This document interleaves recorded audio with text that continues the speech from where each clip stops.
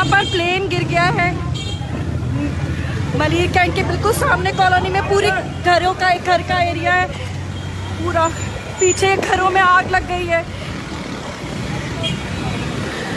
Plane crash हुआ है यहाँ पे। स्टार्ट करो ना। आ रही गाड़ी। अच्छा, इससे आगे जो 3 घर है ना, वहाँ पे पूरी फैमिलियाँ फंसी हुई हैं। हाँ, वो जो कोने कम से कम उधर भी है, गाड़ी को पहुँचाए उस गली के कोने। वहाँ से भी रास्ता है, वहाँ से रास्ता है।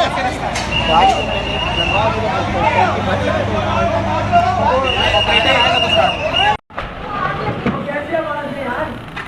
वो किसको आवाज दे यार, आग लगी हुई है।